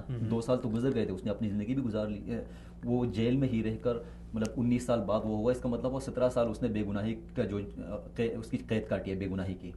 تو اس کے بعد فیصلہ دینا ضروری بھی نہیں تھا. اس سے بہتر تھا کہ وہ لوگ جب بعد میں کتنا پچھتاوا اور جو کتنی ان کی فیلنگس ہوئی ہوں گی تو بہتر تھا کہ اس کو ایسے ہی چھوڑ دیتا، چلو جیسے بھی تھی اس کی زندگی گزر گئی تھی. اب خود سوچ لیں کہ کتنا پچھتاوے کا ایک احساس ہے انہوں نے محسوس کیا ہوگا کہ ہمارا جو بیٹا ہے اس یا بیٹا باپ بھائی جو بھی تھا چلے فوت ہو جانا تھا، اس بیچارے نے اس کی زندگی تب تک لکھی تھی، لیکن اگر وہ آ کے اپنے گھر میں فوت ہو جاتا تو کم از کم وہ جو ورثاء ہوتے ہیں ان کے دل میں ایک اب یہاں پہ چلے ان کا جو گھریلو نظام ہے وہ تو درہم برہم ہو گیا.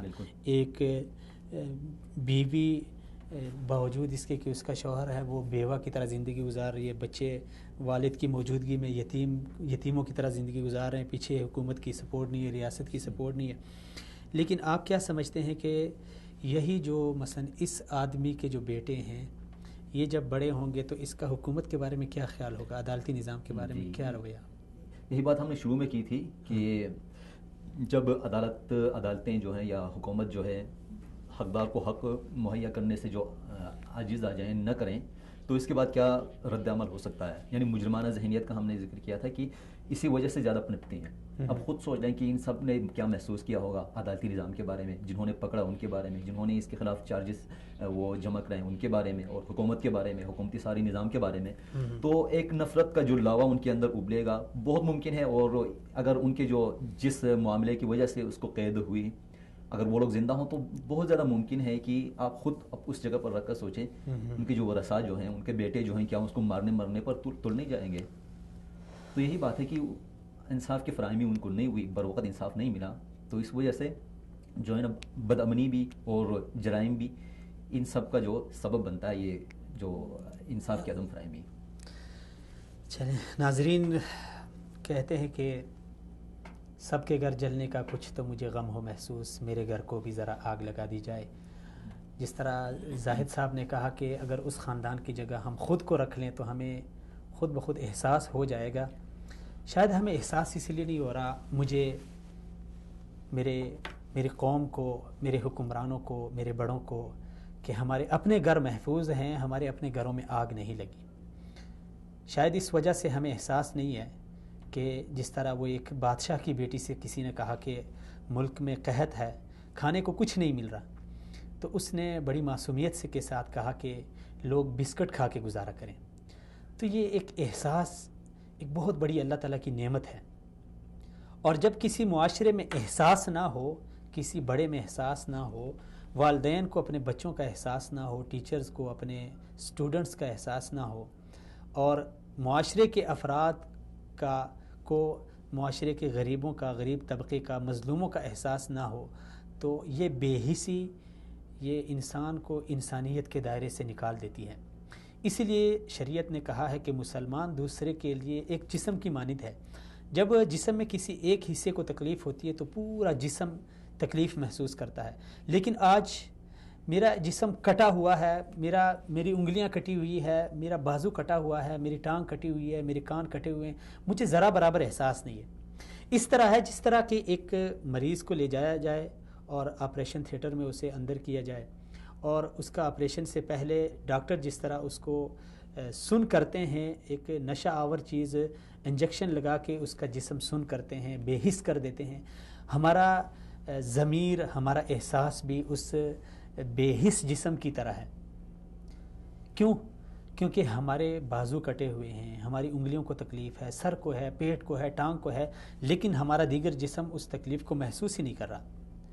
تو اس لیے ہمیں شاید اس وجہ سے احساس نہیں ہے، شاید ہمارے عدالتوں کو اس لیے احساس نہیں ہے، شاید وہ اس لیے انصاف یا تو نہیں دیتے یا دیتے ہیں تو بڑی دیر ہو جاتی ہے. 19 سال آپ ایک بے گناہ کو جیل میں رکھیں. آپ کو ذرا آپ اپنے دماغ میں تصور کریں، خود ذرا ذہن میں یہ بات لائیں کہ اس کے بچوں پہ کیا گزری ہوگی، جو اس کے گھر میں اس کی بیوی ہے اس پہ کیا گزری ہوگی. یہ چیزیں ذرا سوچنے والی ہے. اس کے لیے ضروری ہے، ہم کچھ نہیں کر سکتے تو کم از کم ایسے مواقع پہ اپنی آواز اٹھا سکتے ہیں، شاید ہماری آواز کسی تک پہنچ جائے. کہتے ہیں کہ شاید کہ اتر جائے تیرے دل میں میری بات. تو ہم اگر بحیثیت ایک قوم، بحیثیت ایک معاشرہ، ہم ایسے لوگوں کے لیے آواز اٹھائیں اور اپنے معاشرے میں ایک تحریک برپا کریں تو ہو سکتا ہے کسی کے کان تک ہماری آواز پہنچ جائے، کسی کا سویا ہوا ضمیر، مرا ہوا ضمیر جاگ جائے اور معاشرے کے ایسے بے گناہوں کو، معاشرے کے ایسے مظلوموں کو، ایسے حقداروں کو ان کا حق مل جائے. یہاں پہ ہم لیتے ہیں ایک چھوٹا سا بریک کے بعد دوبارہ سے ملتے ہیں. ہمارے ساتھ رہیں.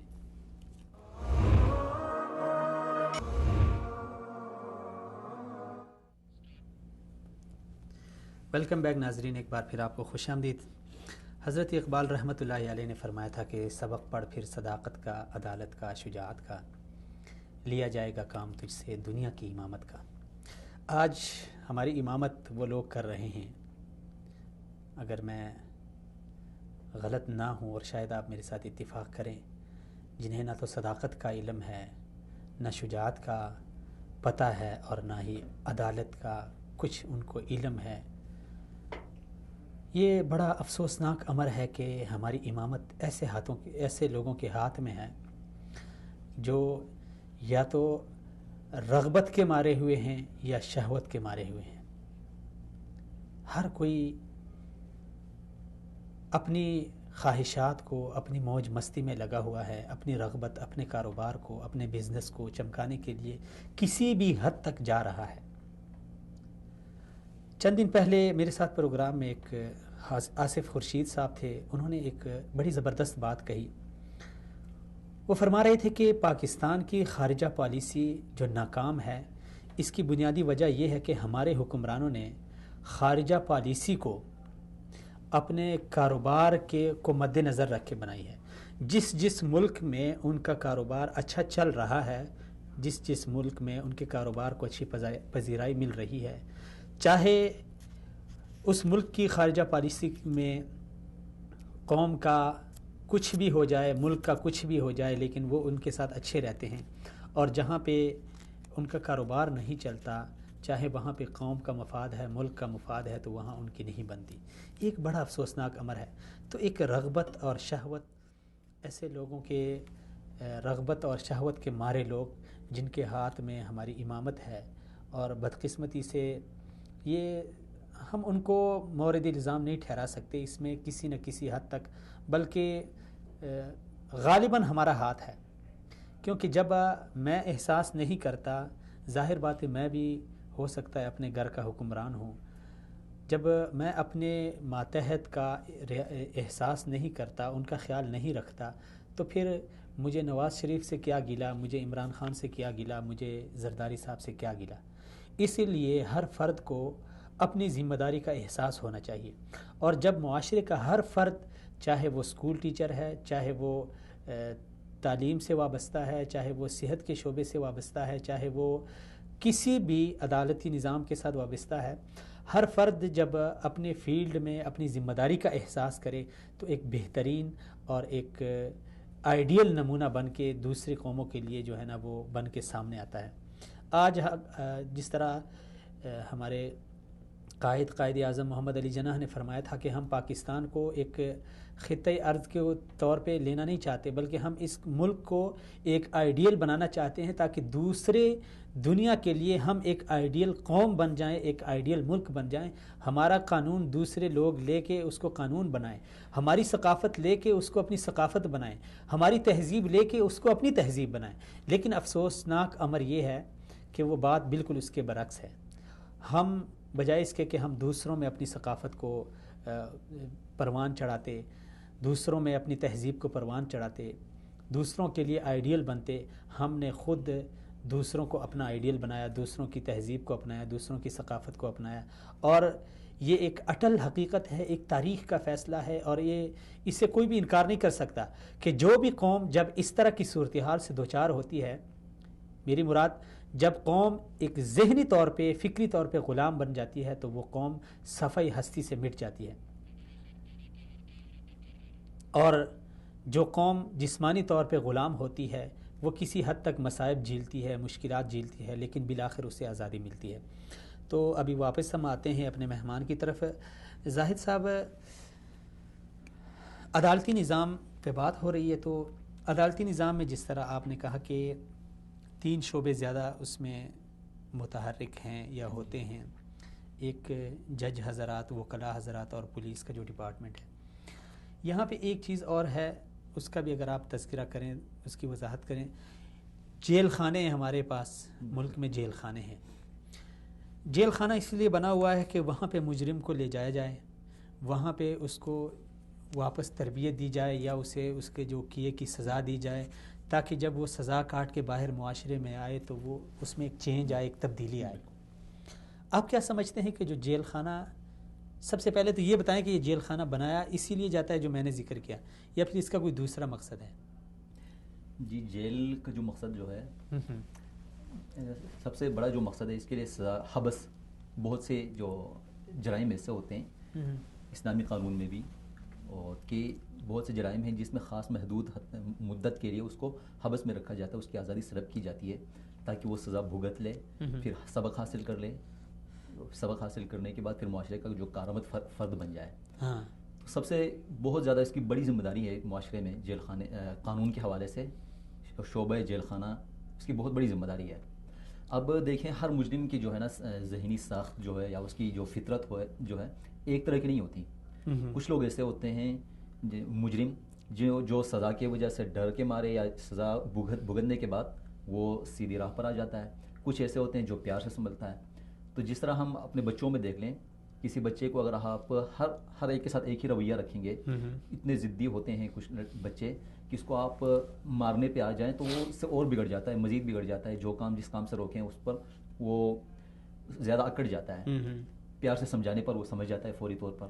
کچھ ایسے ہوتے ہیں جس کو جتنا آپ لاکھ سمجھاؤ بہلاؤ لیکن بہلتا نہیں ہے، لیکن آپ اس کو ذرا سختی کر دیں تو پھر وہ بھی سمجھ جاتا ہے. تو اس میں نفسیاتی طور پر میں سمجھتا ہوں کہ بہت دخل ہے. آپ مجرموں کو جیل میں جب لے جاتے ہیں اس کو حبس کے لیے یا اس کی سزا بھگتنے کے لیے، یا جب تک اس کا فیصلہ نہ ہو جائے تب تک اس کو وہاں پر روک کے رکھتے ہیں، تو اس دوران میں ان کی اصلاح کے لیے بھی حکومت کی یہ بہت بڑی ذمہ داری ہے کہ آپ اس کی اصلاح کا بھی بیڑا اٹھائیں.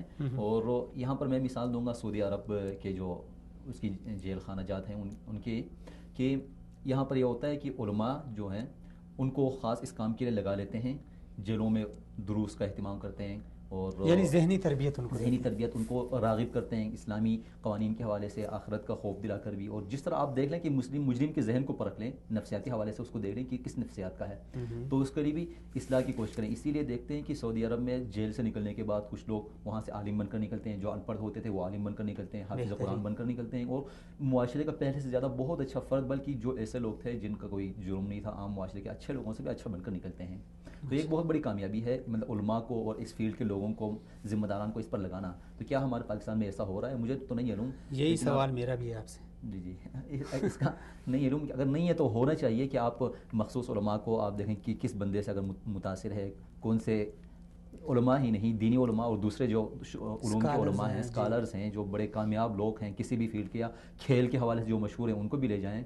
کسی بھی حوالے سے ان کو مؤثر اور مفید فرد بنانے کے لیے اس کو لے جائیں، ان کو سمجھائیں. مجرم کو اس کی ذہنی ساخت کے مطابق، اس کی نفسیات کے مطابق آپ اس کی تربیت کریں تاکہ وہاں سے نکلنے کے بعد وہ زیادہ مفید ہو. لیکن حالانکہ پاکستان میں جو ہم نے مختلف رپورٹس میں جاننے والوں سے جو دیکھا، جو پڑھا یا سنا، وہ یہ ہوتا ہے کہ وہاں پر مجرم بننے کے لیے داخل ہوتا ہے. جو بڑے بڑے مجرم ہوتے ہیں وہاں پر ان کو کھلی چھوٹ ہوتی ہے، اس کو اپنے اسٹیٹس کے مطابق اس کو آزادی ہوتی ہے. جب کوئی نیا لڑکا یا نیا کوئی مجرم اس میں پھنستا ہے تو ہر کوئی خوش ہوتا ہے کہ چلو ایک اور بندہ آ گیا جس کو ہم اپنے ساتھ شکار کے طور پر. بالکل. تو وہاں پر بھی جو بڑے جو ڈان ہیں ان کا مقابلہ ہوتا ہے، کوئی اپنی طرف کھینچتا ہے، کوئی اپنی طرف کھینچتا ہے. اس نے کوئی چھوٹا سا جرم کیا ہو، چوری کا یا ہلکا سا کوئی ایسا جرم کیا ہو، تو وہ اندر جانے کے بعد قاتل بن کر نکلتا ہے. ان کی تربیت میں رہ کر ان کی ذہن خراب، یہ بھی ذہنی طور پر ہی کرتے ہیں نا. وہ اس کو بتاتا ہے کہ تمہیں دیکھو بے گناہ، اس پر تمہارا جرم ہلکا سا تھا، اس کو کتنی بڑی سزا دی گئی، یہ وہ. اور ایک جو بڑا فیکٹر میں سمجھتا ہوں نا، یہ جو انارکی پھیلنے کا یہ بھی سبب ہے. انصاف نہ ہونے کی وجہ سے جو شریر لوگ ہیں، شریر جو گروہ ہیں، جو غیر ریاستی عناصر ہیں، ریاست مخالف جو لوگ یا گروہ ہیں، ان کو موقع مل جاتا ہے کہ ان کی ذہن سازی کر کے ان کو ریاست کے خلاف استعمال کر لیں. اب دہشت گردی کا مسئلہ بھی انہیں میں سے یہی بہت زیادہ فیکٹر یہ ہے کہ کچھ لوگوں پر ظلم ہوا ریاست کی طرف سے یا کسی بھی طرف سے ہوا، تو ان کو موقع ملا ان کو لے گئے، پھر اس کی ذہن سازی کی، دیکھو تمہارے پر یہ ظلم ہوا، اس کا صرف ایک ہی علاج ہے، تو خود اپنے آپ انتقام لے لو، کیونکہ کوئی عدالت تمہیں انصاف دلانے نہیں آنے والا، تو تم خود اس کا اپنے انصاف زور کی، جس طرح کہتے ہیں کہ حق کو چھین کے لیا جاتا ہے، تو اس کے ذہن میں یہ بات بٹھا دی جاتی ہے، تو اس طرح بھی ہوتا ہے۔ اور اسی طرح سیم یہی چیز جیلوں میں بھی جو بری طرح جانب ذہن سازی کرنے والے ہیں وہ تو موجود ہیں، ادھر موجود ہیں، اور ہر آن ان کے ساتھ ہیں، کرتے رہتے ہیں، لیکن ہم یہ اقدام نہیں کرتے کہ اس بندے کو جب جیل میں جانے کے بعد باہر جب کسی نہ کسی دن جب اس نے نکلنا ہے تو زیادہ خطرناک بن کر نہ آ جائے، وہاں سے ایک مطلب بم بن کر باہر نکلے اور معاشرے کو تباہ کر دے، اکثر ایسا ہوتا ہے۔ تو اس کے لیے ضروری ہے کہ آپ ہر شعبے کے جو بڑے لوگوں کو، آپ حکومت اس جانب خاص کرے۔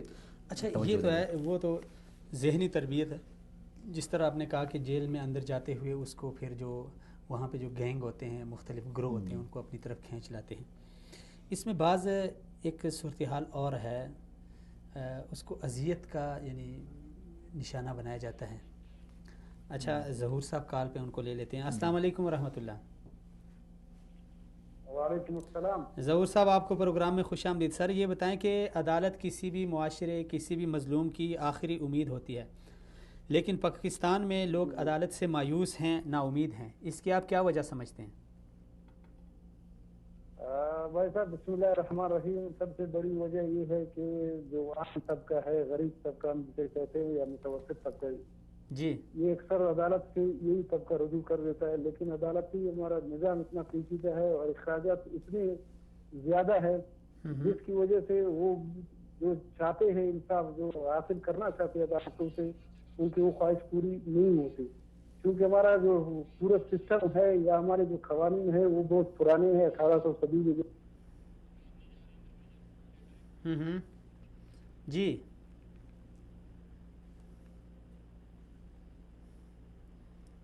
جی جی ظہور صاحب،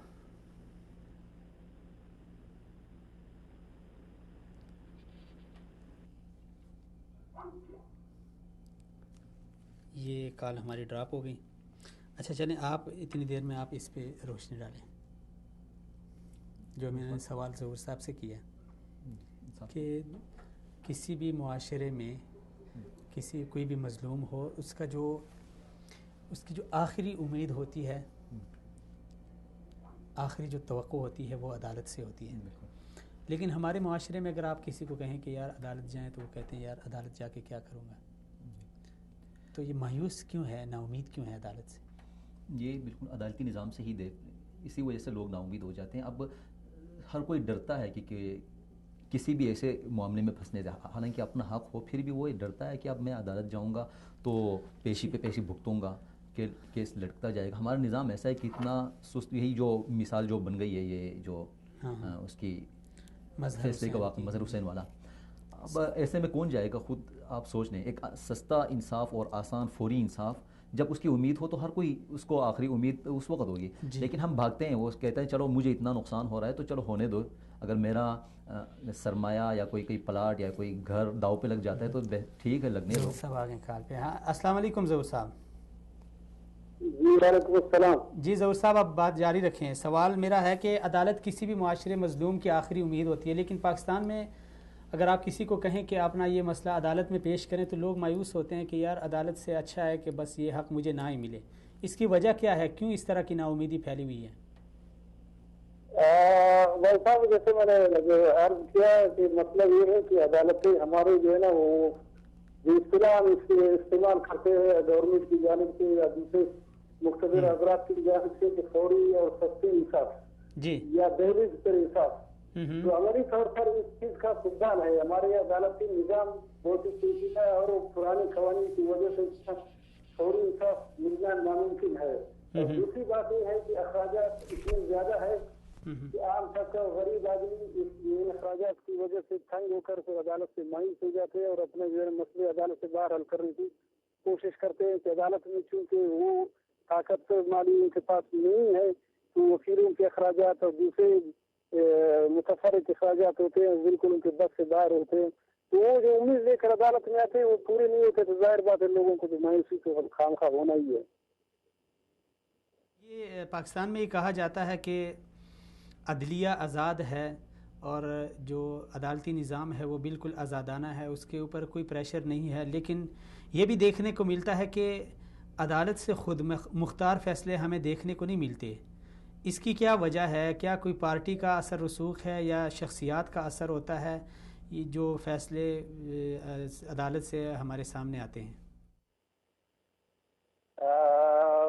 برادر، اس سلسلے میں گزارش یہ ہے کہ مجموعی طور پر اس حوالے سے ہمیں اپنے ملکی نظام کو بھی تھوڑا بہت جو ہے نا نظر میں رکھنا پڑے گا. ہمارا جو کرمنل سسٹم ہے وہ ٹوٹلی ڈپینڈ کرتا ہے تفتیش کے، پولیس کے، انتظامیہ سے. جب تک کہ آپ کا انتظامیہ صحیح تفتیش کر کے اصل حقائق عدالت تک صحیح نہیں پہنچائیں گے تو اس وقت تک عدالت کے جو ہے نا وہ صحیح فیصلے تک بھی نہیں پہنچ سکتی. چونکہ پاکستان میں تفتیش کی بابت نہ کوئی انتظام ہے اور نہ ہی تفتیشی افسران کی جو ہے نا ٹریننگ کا اور صحیح ان کے بندوبست نہیں ہے. اس وجہ سے اکثر پولیس تھانوں سے کیسز خراب ہو کے عدالت کے چلے ڈالے جاتے ہیں. تو پولیس میں ظاہر بات ہے رشوت کا بھی کلچر عام ہے، کوئی ڈکی چھپی بات نہیں ہے. یا سیاسی دباؤ کے تحت یا اثر رسوخ کی بنیاد پر جو ہے نا وہ اصل حقائق کو جو ہے نا تبدیل کیا جاتا ہے اور ایسے کیسز عدالت میں لوڑے لگڑے کیسز بنا کے پیش کرتے ہیں. تو عدالت چونکہ محدود ہوتا ہے وہ ڈاکومنٹس اور تفتیش کے وہ مواد جو عدالت کے سامنے پولیس کی طرف سے یا تفتیشی ایجنسی کی طرف سے رکھے جاتے ہیں تو عدالت ظاہر بات ہے ان سے باہر تو نہیں جا سکتی. دوسری طرف یہ ہے کہ عدالت کو مکمل ابھی تک خود مختاری حاصل نہیں ہے. بہت سے ایسی چیزیں ہیں جن کے لیے عدالت کو جو ہے نا حکومت کی طرف دیکھنی پڑتی ہے. تو عدالت اس وقت تک مکمل خود مختار بن سکتی ہے جب اس کا تمام سسٹم عدالت کے اپنے حوالے ہو اور عدالت سب کچھ اپنے ہاتھ میں جب بندوبست لیں گے تو اس کے بعد آپ کہہ سکتے ہیں کہ اب عدالت آزاد ہے. تو اس وجہ سے یہ آپ کی بات میں جو ہے بالکل وزن ہے کہ اس وقت مکمل خود مختار اور آزادانہ فیصلے دیکھنے کو حقیقت نہیں مل رہے ہیں. اچھا تو ظہور صاحب آپ کیا کہتے ہیں کہ عدالت کو مؤثر اور خود مختار بنانے کے لیے کیا اقدامات کرنے چاہیے؟ بھائی صاحب گزارش یہ ہے کہ ایک تو عدالتوں کے بوجھ اتنی زیادہ کیسز کے، میں ایک دو مثالیں آپ کو پیش کر دیتا ہوں. پنجاب کے حوالے سے خصوصاً اگر شاید آپ لوگوں کی معلومات میں ہو نہیں تو آپ کر سکتے ہیں کہ وہاں پہ روزانہ ایک سیول جج کے پاس 250 سے 300 کیسوں کا خاص لسٹ جو ہے نا آویزاں ہوتا ہے. میرے کہنے کا مقصد یہ ہے کہ جج کو جو ہے نا ایک دن میں 250 کیسز کی جو ہے نا سماعت کرنی پڑتی ہے.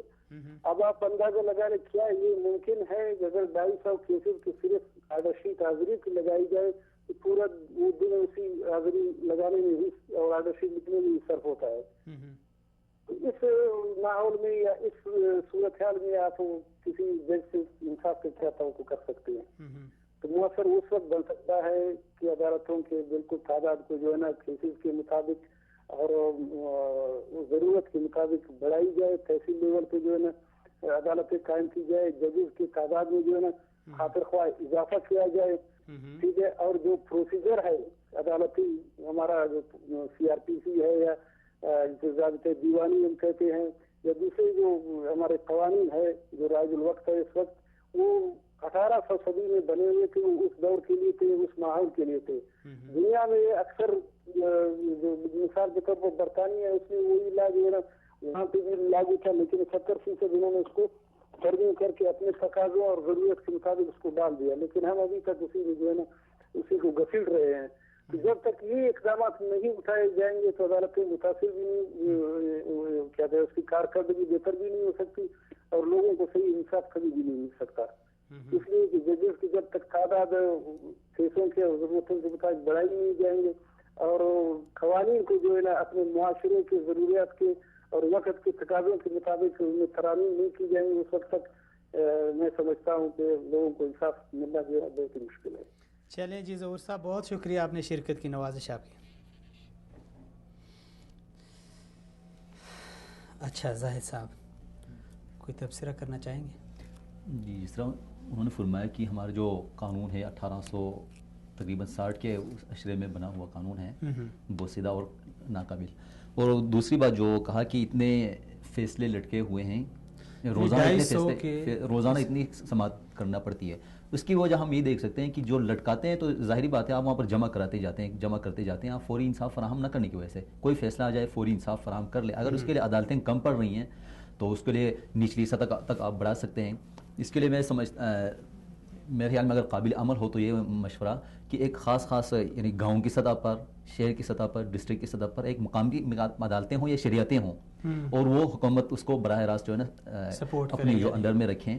شریع عدالتیں لوگوں کے اپنی مرضی کے مطابق, اور خاص کر جو بڑے جو لیول کے جو کیسز ہوں یا معاملات ہوں وہ بڑی عدالتوں تک پہنچ جائیں. لیکن چھوٹے معاملات ہیں جس طرح گھریلو معاملات, آئلی جس کو کہتے ہیں, آئلی معاملات ہیں, نکاح و طلاق کے مسئلے ہیں, وراثت کے مسئلے ہیں, ان کو وہاں پر مقامی علماء کے ساتھ اور مقامی جو قانون جاننے والے جو بااثر جو نمبردار ہوتے ہیں گاؤں کے یا چودھری ہے ان کی عدالت میں حل کیا جائے تو اس سے انصاف فوری بھی فراہم ہوگا اور لوگ بھی خوش ہوں گے. یہ نہیں کہ اس وہاں پہ ادھر بھی اگر آپ گھپلے کا اس طرح مطلب ناانصافی کا خدشہ ہو تو وہاں پر بھی آپ قانون جو مقامی حکومتیں ہیں, ضلعی حکومتیں, ان کے انڈر میں رکھیں اور اس طرح فراہم کریں. تو اس سے یہ ہوگا کہ وہ جو چھوٹے لیول کے جو کیسز ہیں وہ اپنے گاؤں کے اندر ہی ایک اپنے محدود حلقے کے اندر ہی وہ نمٹ جائیں گے. تو پھر جو بڑے جو معاملات ہیں وہ بڑی عدالتوں تک پہنچ جائیں گے, ان کے لیے وہاں پر آسان ہوگا فیصلہ کرنا. اچھا, انہوں نے کہا کہ ظہور صاحب نے کہا یہ ماشاءاللہ ڈسٹرکٹ بار ایسوسی ایشن کے سابق صدر رہ چکے ہیں بلوچستان سے. ظاہر بات ان کا ایکسپیرینس ہے, تجربہ ہے, لیکن انہوں نے خود کہا ہے کہ خود مختاری حاصل نہیں عدالتوں کو. بالکل, میں اس معاملے میں واقعتاً ان سے اتفاق کرنا چاہوں گا کیونکہ یہ چاہیں گے یا کریں گے کر ہی لوں گا کیونکہ دیکھتے ہوئے ہمارے اپنے معاشرے میں جو کچھ ہو رہا ہے ان کو دیکھتے ہوئے شاید جو مظہر صاحب پہلے جو مہمان تھے انہوں نے کہا تھا کہ وہ آزاد ہیں, صفی الدین صاحب, انہوں نے کہا تھا کہ عدلیہ آزاد ہے اور پارٹیاں اثر انداز نہیں ہوتی. تو اس وقت مجھے تو انہوں نے کہا بعض شخصیات کا اثر ہے, پارٹی کا نہیں ہے. بالکل, ایک جج کا کسی شخصیت کی طرف جھکاؤ ہے یا پارٹی کا. تو شخصیت اب تو پارٹیاں بھی شخصیت کے زیر اثر ہیں نا. آپ دیکھ لیں تو کیا ایک خاندان کی یا ایک پارٹی خاندان کے فرد کے. اب اس میں ایان علی کا معاملہ بھی ہم اٹھا سکتے ہیں, اور شاہ زیب قتل جو معاملہ ہوا تھا, وہ بڑی مثالیں ہیں, بڑے واقعات ہیں. ان سب کو دیکھ لیں تو واقعی یعنی عوام کے سامنے سب کچھ ہوا اور میڈیا نے اس کو اٹھایا. سب کچھ ہونے کے باوجود بھی وہ اس طرح صاف نکل گئے. جس طرح وہ یہاں پر مجھے وہ ذہن میں آ رہا ہے ایک شعر کریم عاجز انڈیا کے شاعر کا کہ دامن پہ کوئی چھینٹنا, خنجر پہ کوئی داغ, تم قتل کرو ہو کہ کرامات کرو ہو. تو ہمارے ہاں ایسی کرامتیں بہت زیادہ ہوتی ہیں, نہ کوئی صاف بچ نکلتے ہیں. اور اس معاملے میں کچھ ایسا بھی سنا تھا کہ کبھی ایسا ہوتا ہے اور ہوتے بھی ہیں عملاً, یہاں تک کہ ہمارے جو ڈراموں میں بھی اور جو معاشرتی طور پر کیا کہتے ہیں میڈیا ان کو دکھاتے ہیں کہ ایک مجرم جرم کراتے ہوئے جرم کے وقت کو جرم کرتے وقت جس ٹائم جرم ہوا اس وقت میں اس کو وہاں پر اس کی عدم موجودگی ظاہر کرنے کے لیے ہم بہت زیادہ اختیارات چلاتے ہیں. مثلا ایک ٹائم میں اس کو قتل کرنا, کسی بندے کو قتل کرنا ہو, یہاں پر کوئی ڈاکہ ڈلوانا ہو, تو اسی ٹائم کو کہیں اور اس کا مطلب اس کے وجود کہیں اور ظاہر کرنے کے لیے یا تو کوئی بورڈنگ پاس اور ہوائی ٹکٹ وغیرہ بھی شو کرتے ہیں, جعلی طور پر دکھاتے ہیں کہ دیکھو یہ بندہ اس ٹائم فلان جگہ پر تھا, یہ اس شہر میں ہی نہیں تھا یا اس جگہ پر ہی نہیں تھا. جب اس طرح کے کام کرنے ہو تو وہ تو ایک پلاننگ سے, جی بالکل پلاننگ کے ساتھ. اور اس میں بھی بڑی بڑی جو پارٹیاں ہیں, گینگز ہیں, ان کے پیچھے. اور یہاں تک بھی سنا ہے کہ حوالات میں موجود یا جیل میں موجود بڑے مجرم کو وہاں سے کچھ گھنٹوں کے لیے, کچھ وقت کے لیے لے جاتے ہیں کہ یہ تو چلو سب کو پتہ ہے کہ یہ بندہ جو ہے نا جیل میں بند ہے, لیکن وہاں سے اٹھا کے لے جاتے ہیں, کو قتل کروانا وہ قتل کروا دیا, پھر اس کو واپس لا کر وہاں پر رکھ دیا. اب کوئی دنیا میں کوئی بھی ثابت نہیں کر سکتا کہ یہ تو اتنے عرصے سے جیل میں بند ہے, وہ کیسے جا سکتا ہے, جا کر قتل کر کے پھر واپس آ جائے. اس حد تک کرتے ہیں. تو یہی چیزیں وہ جو کریم عاجز صاحب نے جو فرمایا تھا کہ کرامات ہی ہمارے ہاں ہوتی ہیں اس طرح کی. تو میں جو آخری جو بات ہے کہ مشاہدے کے بعد جو واقعات ہیں ان کو دیکھ کر یہی کہہ سکتا ہوں کہ نہ صرف یہ عدلیہ آزاد نہیں, پابند ہیں, اور پارٹیاں بھی اس پر کسی نہ کسی طرح اثر انداز ہو جاتی ہیں. پارٹیاں اور شخصیات بھی کہہ لیں وہ بھی پارٹی پر ہی آ جاتی ہے, کیونکہ پارٹی کی طاقت کے ساتھ ہی وہ شخص جو ہے نا اثر انداز ہو جاتا ہے.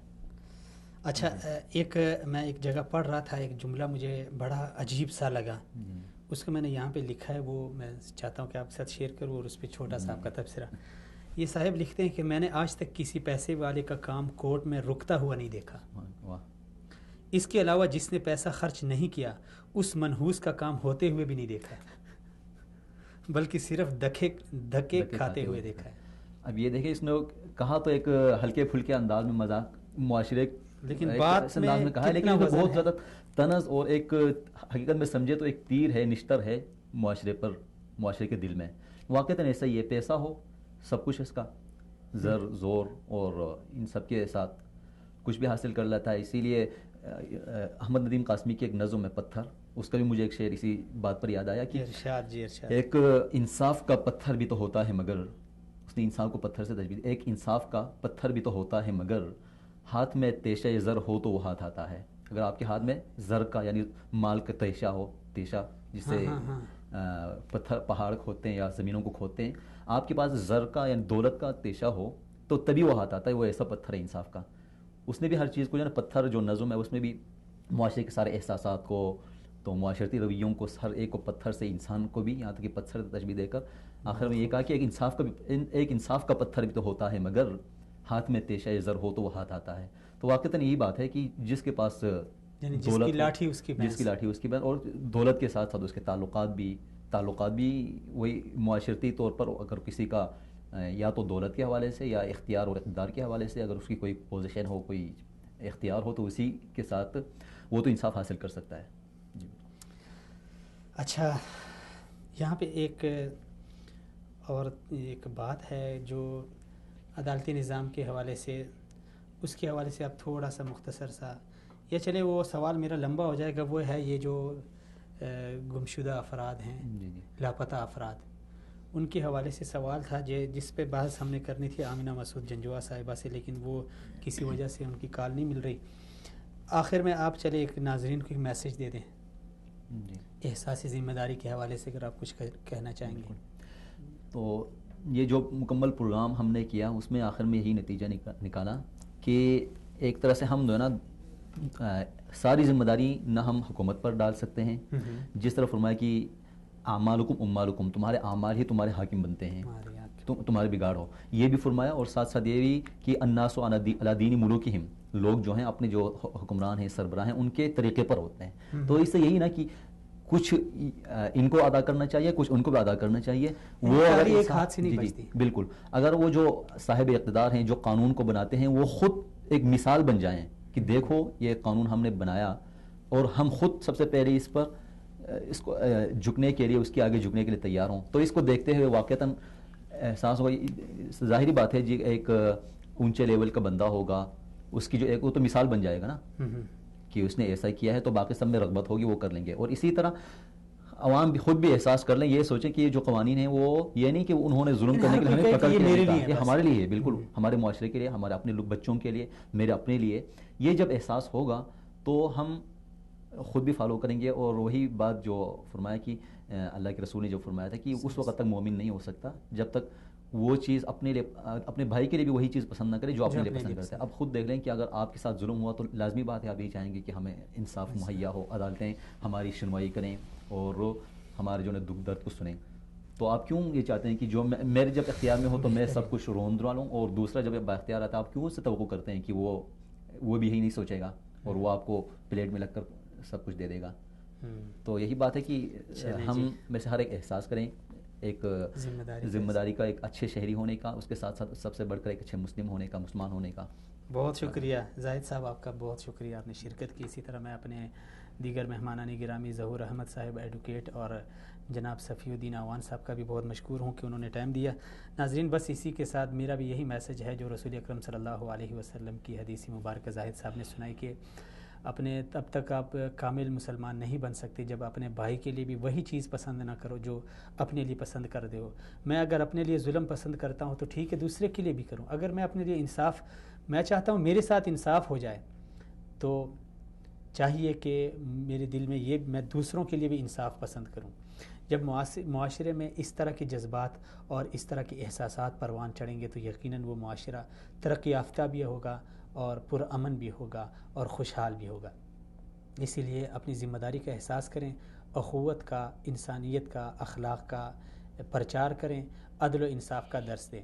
اسی میسج کے ساتھ مجھے بھی اجازت دیجیے، اگلے پروگرام میں دوبارہ سے ملاقات ہوگی. تب تک کے لیے السلام علیکم ورحمۃ اللہ وبرکاتہ.